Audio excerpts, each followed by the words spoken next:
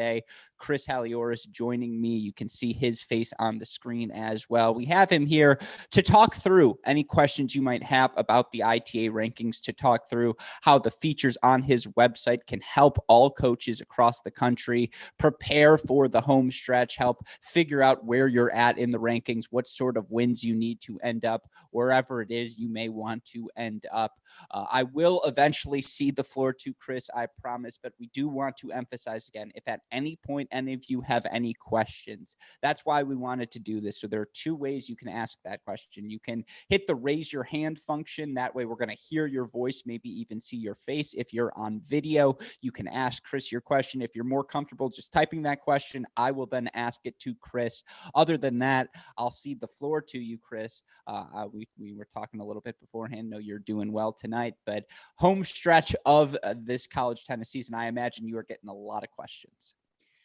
Yeah, I mean, that's one of the reasons we wanted to do this, right? We've got, there are a lot of veteran users of the website, and then there are a lot of new users of the website. And frankly, there are a lot of coaches that still didn't know it was out there. So I want to go through, we'll get a little bit of everything here for you guys. There'll be, for the people that have used it frequently, maybe you'll learn a couple tricks or things that you didn't know. If you've never seen it, I'm going to walk through it a level so that you'll see all the features there. And if you're just kind of in between, you know, it'll still be good. So with that, I am going to go ahead and kick it off. And Alex, we see my screen.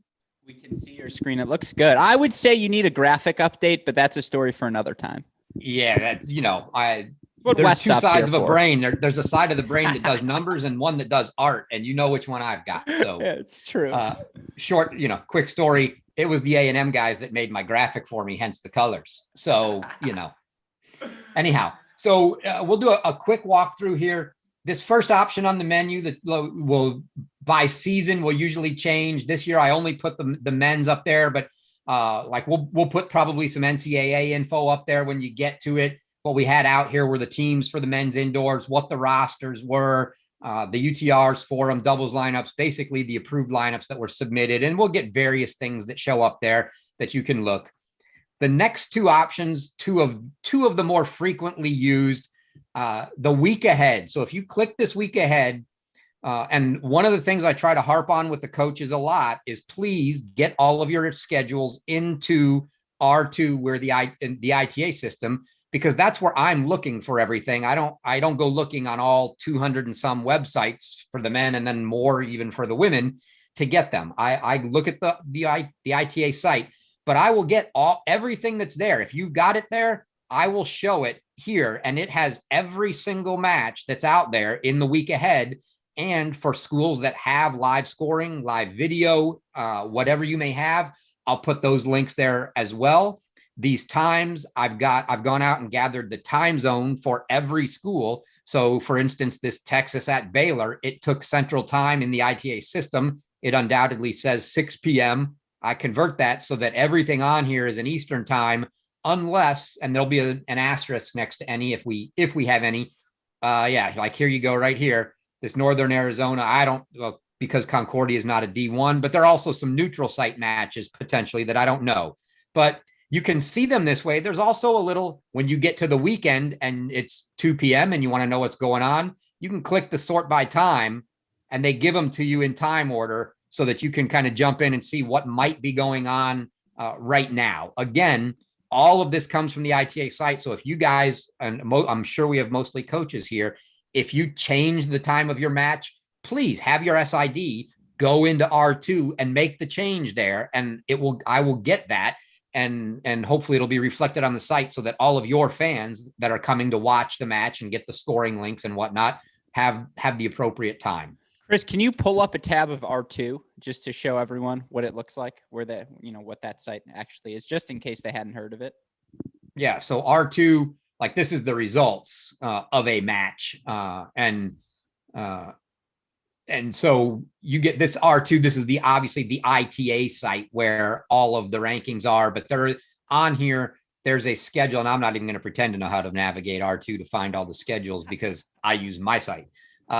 But yeah, you'll see once these matches are complete, like for example, already today, 3 matches in, and they had reported their scores already. So once the matches go final and I go get data from there, you'll have the results. That will, for the most part, because the week ahead is today and forward for the next week, you'll see it goes down right now to next Wednesday.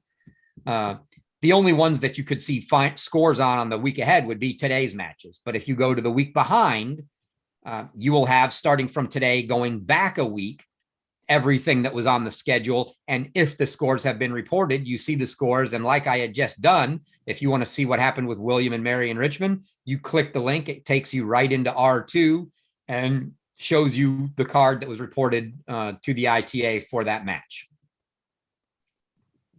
I'll close those. So that's the week ahead, week behind. A couple miscellaneous items that I won't get into too much, but they can be somewhat useful. There is a teams menu option, so it'll list all of the D1 and D1 men's and women's teams. Anytime you see a table like this, almost all of them will have this search box that you see in the upper right corner. I can search for anything from parts of a team name. If I put in ARI, I get all the Arizonas, Marist Northern Arizona. If I'm looking for Conference USA, I might just put USA. Now I've got all the Conference USA team members in here. You can use that search to search for anything. In addition, on that, the reason the team tab can be somewhat useful is if you click the team card, if I've got it, and it looks like for Abilene Christian I do, I've got roster members, lineups with UTRs and a projected lineup. I am certainly not the expert on every college team and know their lineup, and I've told fans, and I've gotten quite a few of these, I put a button on there to request a lineup change. Anybody can go in there and say, hey, I know I follow Abilene Christian. You don't. I know, and I'll hit this request lineup change. I know that Otzenberger he plays 6. So you can just take him, drag him up into the 6th spot and hit submit request. That'll fire that request off to me. I'll look at it. Looks good. I'll approve it. And then that change will be made. And the only reason that that's there, honestly, is when you're looking at that team list, as opposed to the Power 6 that UTR shows. I don't show the top 6 UTRs on the team. I show a projected lineup. So whoever the top 6 players are projected to be in your lineup, which for the teams I know well, which are primarily going to be your top 25 type teams, we sort of manually keep them up to date with recent matches as best we can. For other teams, we may be going off straight UTRs, or somebody has actually submitted it for us. So that's a great tool. And you can see here, these UTRs that are made up. Bethune-Cookman's not playing this year, so they don't have any, but these are the top 6 in the lineup, if you will. Links to their Twitter account, and then the team card like I showed. You have that for both the men and the women. You also have, and I'll use the women for the example, on the schedules tab, and then we'll get into the rankings.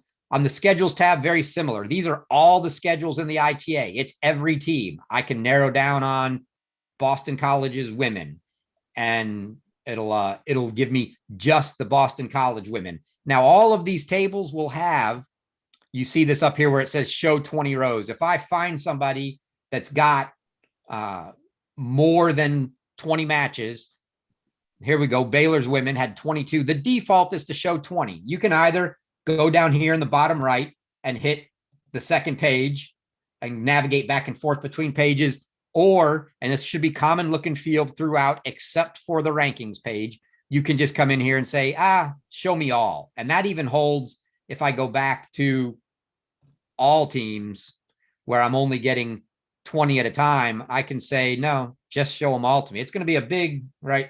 It's a big result. You probably have a couple thousand matches out there, or at least 1,000 of them, but they're all there. And then you can filter by team. You can search by team. You can search by date, whatever you want to do. So that's kind of the teams and rankings. There are a couple other things in the resources tab. The D1 rankings manual that is usually published every year that gives a schedule will show up out there. And then obviously some links to UTR, Cracked Rackets, and Bobby Knight's College Tennis Today. He still periodically keeps information up to date. He's running right now a good update on conference tournaments for folks. So always good to go there. What I'll dig into now is the rankings. By far the most used part of the site. And there's a couple different things. The first off, on these menus, you'll see, well, I'll actually go to the home page, because the home page has one useful thing here, this rankings explained link. If you go into this rankings explained, and I won't dive into it now unless we get specific questions, I break down how the ITA formula works. So how the points work, how you get a certain number of wins, all of your losses that count. I give a specific example. This example was from a couple of years ago, so I apologize for probably some dates that are out of date. But it shows exactly in the case of, I'm not even sure who I used here. I think I used Florida as an example. It showed exactly how their rankings worked. And then it also shows you the points breakdown, how many win points you get for beating a team based on their rank, how many loss points you take based on their rank. This was outdated from 2 years ago, so you can ignore that. But that's a very useful page if you're wanting to just get, yeah, it said right there, University of Florida. If you want to get a little smarter and you're not all that up to date exactly how that formula works, by all means, I'm more than willing to answer questions. That might be a good place to get you started. Next are for both the men and women, I try to keep up, and a shout out to Granger here at Texas College Tennis. He seeded me a couple of years ago with a big list of players that have college experience.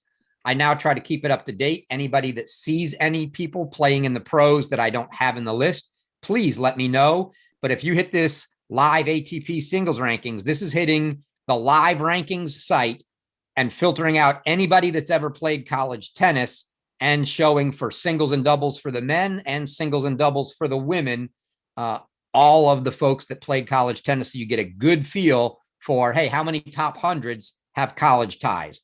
If you want to look by school, there's a link right up at the top here, list by school.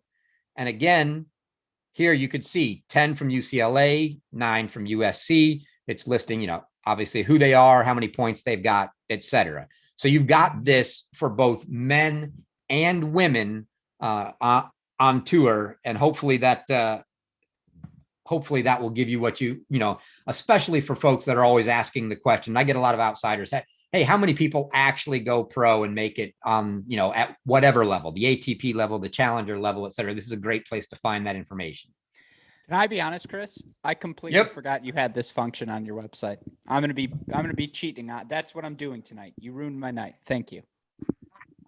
Well, I've actually gotten quite a few requests from a lot of coaches over the last year to year and a half, especially in COVID times, that said, hey, I'm trying to put together information for these recruits to say, this is why you want to go to college. And they want to know, like, how many guys, here it is. You want to know top 200. Here's 20. Here's the first 20. And again, they're in pages of 20, and you can break it. You can show them all. You can show them however you want, right?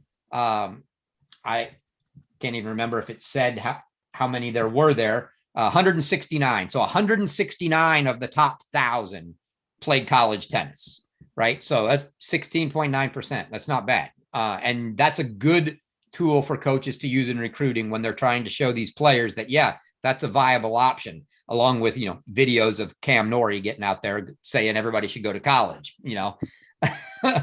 But we'll go from there into shameless plug, the CTR, meaning College Tennis Ranks live rankings. These are strictly me and me alone. So nobody takes the fall for these except me. This is my rankings. If you listen to our podcasts every week, Alex, Maddie Stacks, and I go through and we do the Cracked Rackets top 10. And what we do is we each give our top 10. We average them out and come out with the Cracked Rackets top 10. But what you see on my site is exactly what goes into that top 10 each week. If you were to look, say 10 minutes before we started the podcast, sometimes I like to delay because Gruskin likes to cheat off my rankings. Then we'll get into the meat. There are 3 options on the rankings menu for the men and women. The first one is the ITA current ranking. So these are the current ITA computer ranks. Obviously, that goes to 50, and that shows you exactly what you'll see on the ITA site. No surprises there. Where the fun comes in, and I'll jump over and use the women now, is when we go to the projected ranks. And there are a lot of different features here. So I'll try to walk through them. First thing you'll notice is these 3 check boxes up here. If you want to hide some of the stuff because there's just too much on the screen, you don't have a big screen, whatever, you can say, I don't want to see the rankings. I don't even want to see the NCAA projections. I just want to see all the results that are entered and then filter it by a team. I'm looking for Arizona State, for example, and you see all of their results. You're more than welcome to do that, but obviously you can do that on the schedules tab too. This is really intended to be for the rankings, and I'll walk through what each is. We'll start with this rankings tab, the rankings table. The rankings table will show the projected rankings for next week. In a normal year, we would know whether it was a single run or a double run and exactly how many wins they were going to count next week. We don't exactly know that because the ranking subcommittee is kind of voting on that, making up the mind every Monday. This week we used 7. I've got it set for 8, but I added this little drop down right here, if you will, to if you think they're only going to use 7, there's actually a fair likelihood they may stick at 7 again this week. You can just change it to 7. What you'll see in the table, and I'll go left to right here, is a projected rank. That's what you're projected to be next week on this date here, 4/19, which is the cutoff for entering results. 5 p.m. Monday is the cutoff for the ITA to get your results in. That's what your projected rank would be given the results that have been entered so far next week, given 7 countable wins. Your current rank is what you are right now, this week. This would be your projected points, who you are. This section over here shows you the points you're receiving for all your countable wins. So in this case, we said count 7 wins. It shows you up to 10 because that's the most we ever count. And it'll place in red the ones that aren't counting right now, but you can see what you've got out there coming, for when we expand to 8 wins. And if this year we expand to 9 or 10, what you would have coming up, you can see that out there. And that becomes very helpful in projecting, what do we need for NCAA tournament? And then how many loss points you've accumulated as well. So in the case of North Carolina women, they haven't lost a match, so they've got nothing. In this rankings grid, and I will hide both of these just so it's very easy to see. In this rankings grid, if you want to know, how did you get to this 91.757? Well, I can pretty much tell you based on the formula. You can go across here and add it up, but a little easier way to see it, we'll take Florida State, for example. Just click the team. Once you click that team, it will show you right here all of their wins, and it will draw the red line right where we've got the cutoff. We picked 7. So it's counting 7 wins. If we were to change that to 8, it would drop the line under Syracuse and count that Syracuse win. Each of these count. Those wins total up to 470.9 points. They have 0.6. And if we're counting 7 wins, it's 7 plus that. So the formula is just 470.9 divided by 7.6. That's how you get at Florida State's 61.961. And I may add a little, just so people realize that's exactly what it is, a little table here that says 470.9 divided by 7 plus 0.6. So you can see exactly how that's made up. But that's how you get to those rankings. The next most interesting thing on this page, and I'll go put it back now, is this NCAA projections tab. So what I've done here quickly before you get to those projections, Chris, I just wanted to say one more time as a reminder, if at any point anyone has any questions, I know that was a lot of math there. That's why he's the professor, folks. But just any questions at all, feel free, either raise your hand if you want to ask it. If you'd rather type it in, feel free to send it in. Also, to have a little bit of fun here on this Zoom, since we have some of your coaches' attention, we are going, you coaches' attention, I should say, we are going to send out some polls, just a little fun. Don't worry, they're not public, just private for our information here at Cracked Rackets. Some fun questions. Keep all of you engaged. With that in mind, Chris, tell me about the NCAA projections. Absolutely. So this NCAA projections, I got a lot of questions when I was going to bring it back up. So I don't know, it's been maybe a week and a half or 2 since I popped that back up. What it does is it's showing the rankings again in order, but what it does is it takes the top ranked team, and I understand it will be, I got a couple comments or one comment in particular that the word leader might be a little misleading. Like say, for example, on the men's side, I might show North Carolina as the ACC leader, where in reality, Virginia is leading the conference. But for the purposes of these projections, leader simply means the highest ranked team from that conference. So for the purposes of projecting the NCAA bubble and cut line, I allocate the ACC bid at this point to North Carolina. I allocate the SEC bid to Georgia. So when I get to the first ACC team here in Florida State, and I've already awarded that bid to North Carolina, they become an at-large berth. We just proceed down the rankings like that. And what you'll see is, for let's say the case of the women, that cut line right now sits at 43 at FIU. And there are obviously 64 teams that make the tournament. So why is that? Well, that's because you have teams like Denver, who is leading the Summit League. They're not in the top 43, but the Summit League gets an automatic bid. So as you scroll down, you will see other teams deemed as conference leaders. And if indeed you are a conference leader, there is a bid allocated to you. As teams win their conference tournaments or claim the conference bid because they don't have a conference tournament, I will update that, and it will actually say, for example, Summit League winner. And then you'll know that they won. And that's when we start to see if there are any bid steals that happen. So for example, if Old Dominion for some reason does not win the Conference USA tournament, but it's a team from 44 or below, well, Old Dominion's still in right now based on rank. You'd add another team down here to get in, and that cut line is going to move up to 42. So you will see this cut line potentially move as the conference tournaments start to happen. But that's how that conference cut line is, or that NCAA cut line is drawn. It's counting all of the automatic bids by allocating them either to the winner or the current top ranked team in that conference, and then awarding at-large bids one at a time. In a normal year, we would have the sub 500 rule in effect. So for example, it would currently say Oklahoma State ineligible due to sub 500 record, but this year that rule's been waived, so you won't see that now. But in other years, you would have seen that, and they would have been highlighted in red as being ineligible.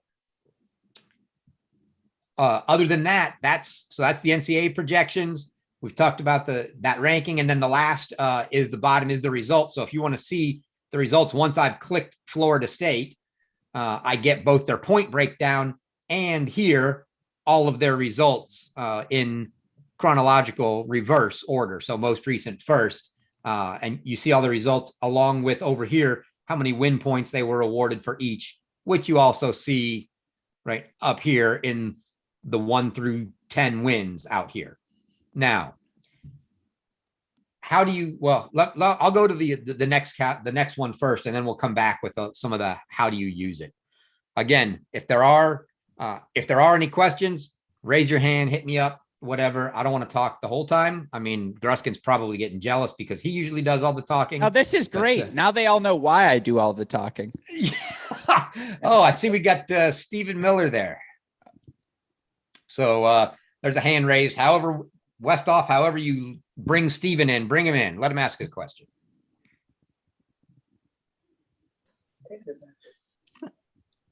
Right. Hello? Stephen, hey. You're unmuted. Am I still muted? No, we can hear you, Stephen. How you doing? Oh, good. Hey, how you guys doing? Thanks. Appreciate what you guys are doing for college tennis. As you can tell by my sweatshirt, I'm a little biased here. I just want to find out in terms of the NCAA rankings and seedings, if you guys have any idea what type of accommodation will be made for the Big Ten teams, if any. Yeah, so we've litigated this on our podcast. We absolutely don't know anything, right? I can only imagine that something will be done, but what that is, right? We really have no idea. How far down they'll go. Will they go and pull, like, for example, so we're looking at projected rankings right now. I'll just go down to the cut line, and I know we're going to see Nebraska and somebody. Well, let me pull the projections back up. I think Nebraska and Iowa, maybe, or is it? There are a couple. Yeah, I mean, you've got Nebraska and Iowa sitting right there on the women's side as two of the first four out. Will that come into consideration? What we do know from reading what the ITA has said is they are providing both these computer rankings, as well as coaches polls to the NCAA, it's virtually, I mean, it's up to the NCAA at that point, what they're going to do with it. I can't imagine that they do nothing with it. But again, that is my opinion only and pure speculation. I think that covered it pretty well, Chris. There's not much to add there. I'm glad that we're at the point now where you can speak as a we and talk on both of our behalves. Yeah. The other thing, right. if you didn't either hear us litigate it or read the ITA statement, that's from a team perspective.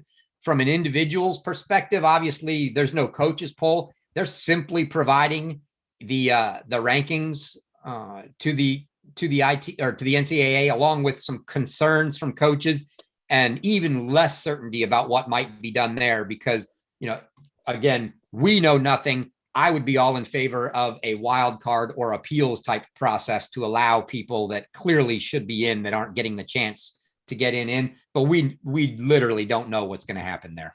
And we got a question from an attendee, Chris, who asked, how many years do you think the Big Ten will be affected in terms of ranking from this year's season? The answer to that is as long as they're not playing non-conference matches, right? If that's only a 1-year thing, they're back to normal come next season. That's right, because they'll use as a, you know, at some point, the starting point will be like the coaches poll or whatever. So we'll go back next year. If everything's business as usual as next year, that should be the end of it. Everything should be back to normal. But again, if you're playing a conference only type style, you're going to be severely limited in the amount of points that are available for you. Come the fall, does that impact individual rankings or does it all reset? And just on a side note, you may see a new poll has emerged on your screen to Stephen's question. And thank you for the question. We wanted to ask all of you, if the ITA does incorporate manual adjustments, who should be making those adjustments? Should it be the ITA? Should it be the NCAA? Should it be the operating committee? Should it be a third party? What do you all think? You can answer that question in our poll. We'll share that answer come the end. But you know, I guess to the question, Chris, I buried it there. The individual rankings, are they impacted in the fall, or should they be okay? No, they should be okay. I mean, it takes a while, right? Those individual rankings that come out kind of take a while before they put the first computer ranks out, just because you have to get a lot of matches in. Once everybody gets a bunch of matches in, it'll sort itself out. The problem is just getting those matches in and getting them in, cross-pollinated across conferences, not all intra-conference, which obviously the Big Ten suffered even in the fall this year from the intra-conference thing. Yeah, no, that JJ Tracy's best to win this fall came at the Cracked Rackets Invitational. That speaks to probably some of the issues in the ranking system right now. But all right, that was the tangent. Again, if you guys have any more questions, feel free to type them in. Feel free to raise your hand as well. Chris, get back to it. All right. So the next and probably the coolest and most used function on the website. Ooh, I apologize, but we did get a follow-up question on this rankings conversation, and it comes from Brett Foreman. Hello, Brett. Good to hear your voice, even if digitally. I can hear you saying it. Should I do my Brett Foreman impression? No, I'm not going to do that right now. No, I'll save it for another time because my voice is high enough. What am I going to go and higher for Brett, like ITA Indoor Selection? No, ITA Indoor Selections will be affected for next year. By the way, I can only tease because I'm a fan. ITA Indoor Selections will be affected for next year, though, correct? Not as many Big Ten teams will make the cut. That's a very fair point because it is the computer rankings they use for the kickoff draft. Yes, absolutely. Unless and they haven't said it, but in a normal year, the process for kickoff team selection is you take the post NCAA tournament, the year-end final rankings, the top 15 teams from that, because obviously one team hosts. So the other top 15 will all host, and in order from 16 down to 60, the teams pick in the rankings. And then if there are any passes, you go beyond that. So absolutely, if you're, a Big Ten team that's sitting at 68 right now, yes, that's, you're affected. And will anything be done about that? I can't tell you that. That's a great question for the ITA. But if the normal process were followed, they would just run straight down the computer ranks, and that's how they would select teams for the kickoff weekend. Yeah. Again, so it's a good question, and it is an issue. And will they make an additional adjustment? And it's all, again, questions still up in the air, and we did discuss them on the last pod. So, again, if you want to hear that addressed further, shameless plug there, feel free to go check that out. All right, Chris, the floor is yours once again. All right, so we'll go on now to the probably, the coolest and most used feature on the website, and that's the what if calculator. What the what if calculator does is this top section is just a copy of the projected rankings for next week. I apologize. I added, and probably should here as well, on the projected rankings, I added that drop down to let you change the number of countable wins. But in a normal year, I just added that because it's always published, at the beginning of the year, and we know it. Only this year we didn't. I should probably add one here as well. But so this is assuming 8, as you can see, we've got in white 8 wins in the countable section here. It is showing what the rankings will be next week, given everything that's been entered right now. And it allows you to say, well, what if these things happen? So the first thing I do is I go down, and I'm using the men's, for example, here. I show you all matches that are scheduled prior to April 19th that don't have a result entered yet. And so you can see, there's probably 40 or so of them here. And when I say all matches, it's all matches scheduled that involve top 50 teams, because it's unlikely those between teams outside the top 50 affect the cut line. But I don't want to preclude you, if you're number 58 and you're playing number 75, from saying, what would that win do for me? So you can do a couple things. One, you can come down here and you can go, you know what? First of all, just take the higher seed in every match. Boom, that's done. Then you can go, but you know what? UCLA is going to upset USC, and Miami's going to beat Duke. And if you were going to say Penn State beats Michigan, I was going to stop the Zoom. We were about to be just to be clear. I saw you scrolling by it. I hope Jeff Zinn is out here listening, but Jeff, if you're there, absolutely that's going to happen. But now the one thing to note, and this trips a lot of people up, and I probably need to make it, even though I tried to put in italics right here, you have to hit the calculate button. Simply doing this on its own does nothing. But if you just kind of keep an eye on the grid, I'm sure something up here is going to change. As soon as I hit calculate, of course, nothing changed. You'll see something change. So what we'll do is we'll go and say, Texas beat Baylor. Sure.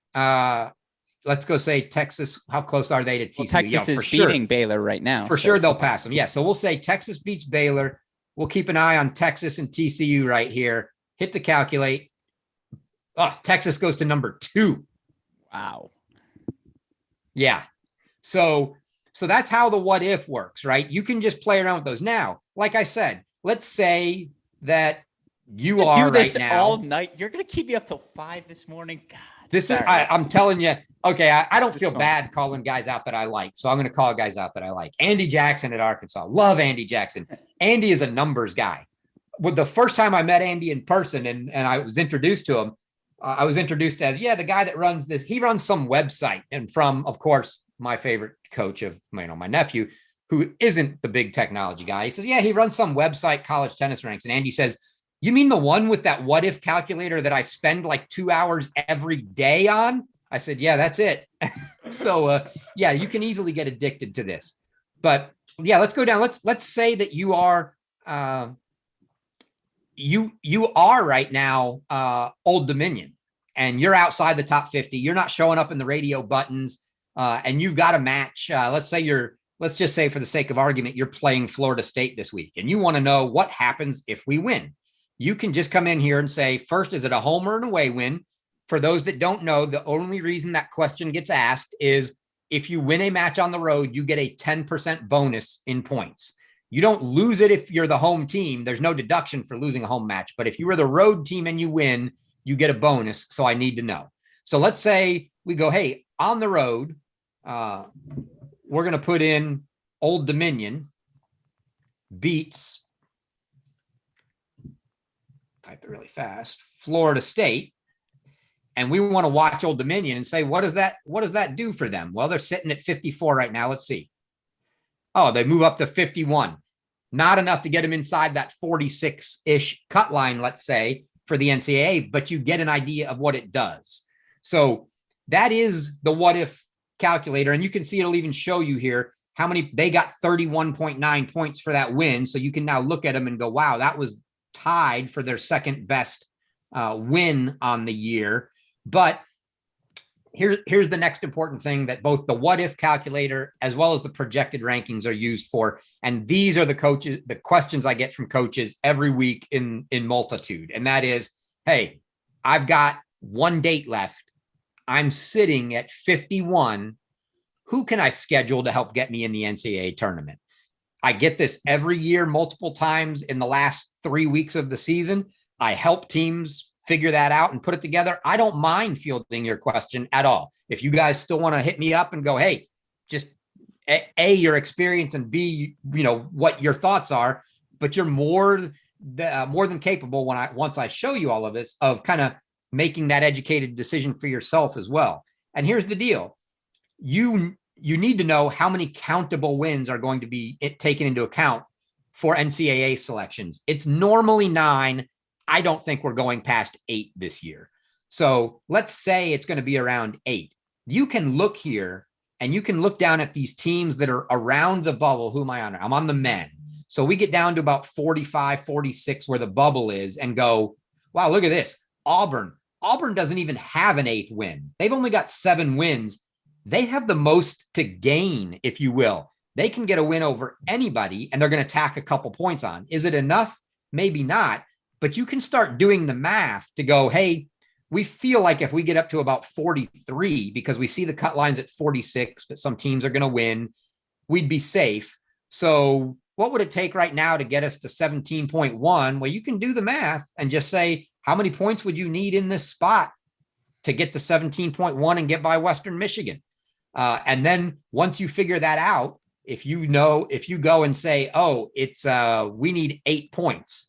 Now, if you don't know off the top of your head that 8 points means a 106 to 115 ranked team, you can go right back to where I took you at the beginning, go to this rankings explained page, and here it is. Here's the table. And you can see that 106 to 115 is 8 points. 116 to 125 is 6 points, 96 to 105 is 10, et cetera, et cetera. So you can get a feel for what you need. And keep in mind, you get a 10% bonus for a road win. So if you play the team that's ranked number 80 and you play them on the road and win, you'll get 17.6, not 16.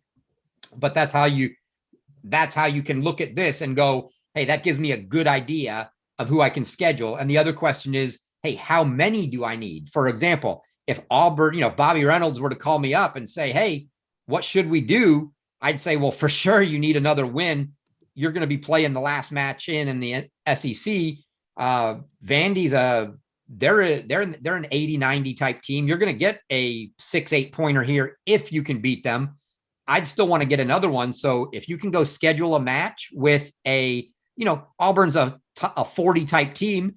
If you feel pretty good about beating number 75, by all means, go play number 75. That's 20 points. That's huge, right? They're in for sure if they do that and win. And that's what I do. Now, if Derek Schwandt calls me and he's at Liberty and he goes, what do we need to do? I say, well, man, Derek, you've already got a 17-6 out here for your 8th win. You've got to beat a team that's in the top 75. Beating number 80 doesn't help you at all, right? You've got to beat 75 or better. And even 75 is going to give you 20. It'll hardly move the needle.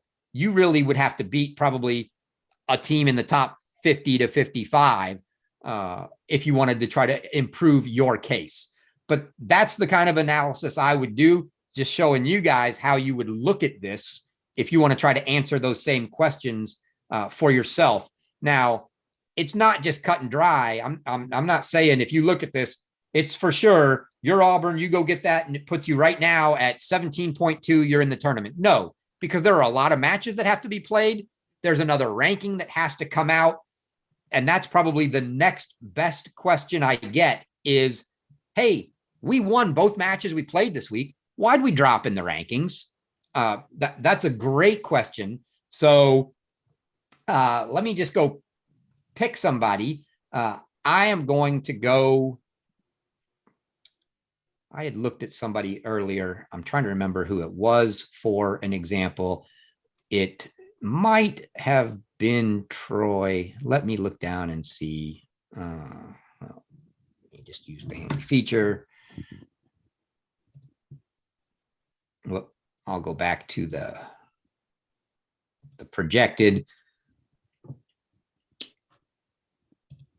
This is good. This is the professor at his finest. Yep. So now I'm going to say, let me see the Troy breakdown. So the Troy breakdown looks like this. And one thing that I haven't made available to everybody, even though it's out there, and I just need to find a good way to link to it because it is out there, is I think it's, yeah, I've got a page open with it here. You can see this was the forecast headed into this week. So this is what the current rankings ought to be. This is if you had run it last week, what did it look like last week? So if I go and look Troy up at the same place here, and so if it's you basically kind of need to take this snapshot every week. And this is obviously not the team I was looking at because there's very little difference. They have a 15-4, an 11, and an 8.8. I think I actually know who I was looking at. So we'll start over and go to Southern Miss. And we'll go to Southern Miss in the current projections. And so, yeah, now you can start to see the difference. This week, if you looked at Southern Miss's projections, they've only got one win over a ranked team being North Dakota. That's the projections for next week because the teams they had played moved. Southern Miss may not have lost a match, but this is what happened to their opponents. Last week, however, Alabama State and Jacksonville State were both ranked in the top 125. So they were getting points from them that they're no longer getting.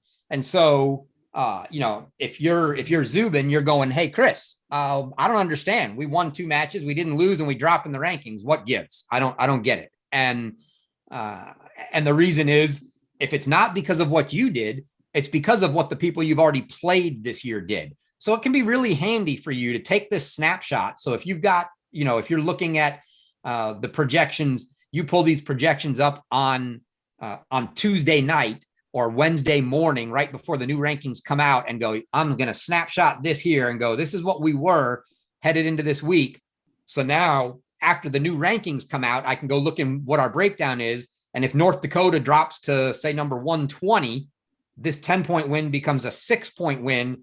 I know why my total points dropped. It's because of my opponents. And you'll see that a lot. That's more often the case necessarily than what you did, is a lot of shifting among your opponents, especially, down here where you're playing a lot of unranked teams, not so much.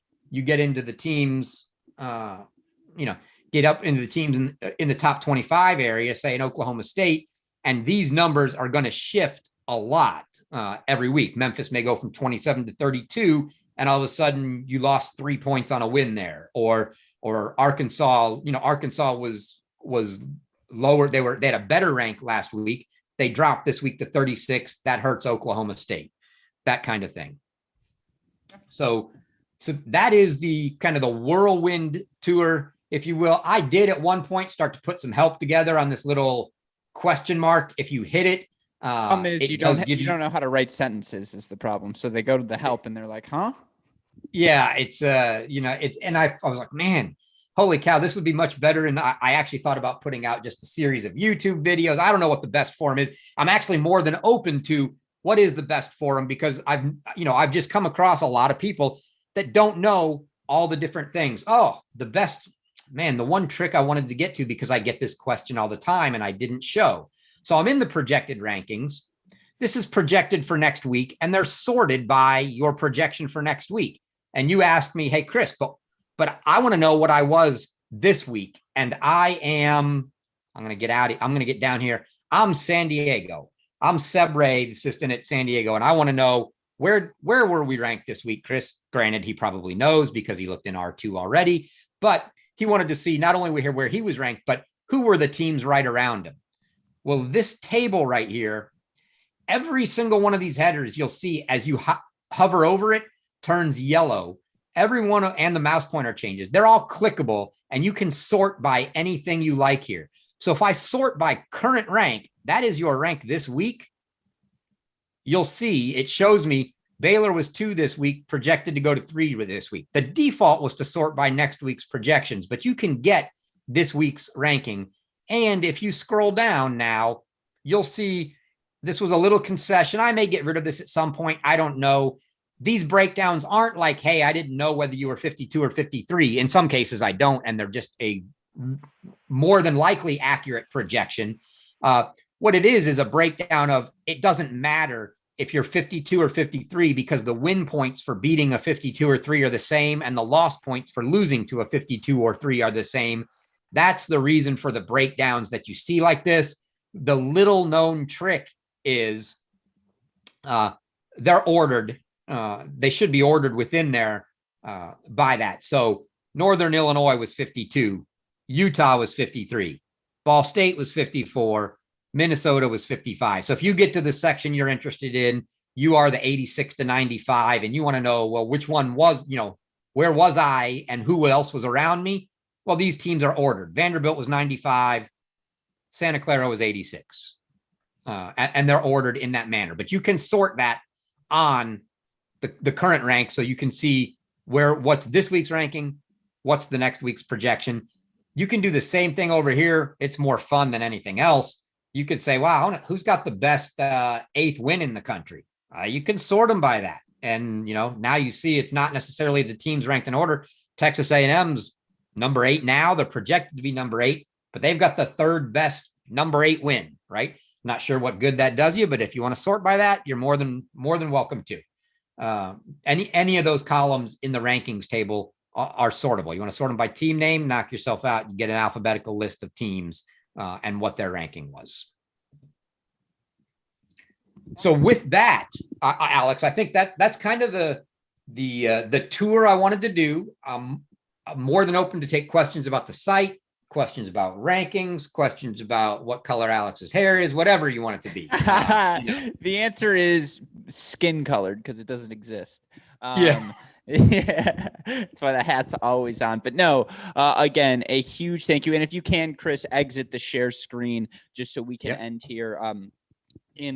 Just so we can smile and say thank you again to everyone who joined us here tonight. If you have any follow-up questions, I'm at Great Shot Pod. He's at College Tennis Ranks. You may want to ask your questions to him if you want a better answer. If you want to be entertained, I'm the person you should be DMing. Trust me. But with that in mind, again, a huge thank you to you, Chris, for taking the time to chat through everything. A huge thank you to anyone who asked a question. Thank you to all of you for your continued support of everything we do here at Cracked Rackets. I'll throw in the plug. Red Zone Friday and Sunday. We've got USC, UCLA for the Friday matches, Ohio State, Michigan, and UCF.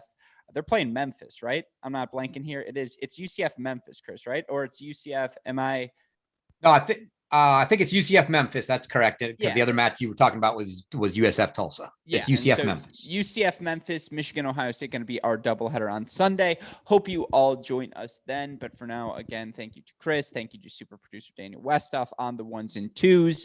But we hope you all enjoyed today's webinar, and we'll try and do this again soon. Thanks, everyone. One last comment, Alex, for all the coaches. I mean, I know we debated on this, obviously you can come in with fake names. Some coaches may not want to get out in public. Again, thanks for being here. But if you still have questions and you just, you didn't want to get out there in public, you are more than free to DM me on Twitter. I probably already follow you. I try to get as many as I can. If I don't, by all means, shoot me a message. You can shoot a message to an email to collegetennisranks@gmail.com.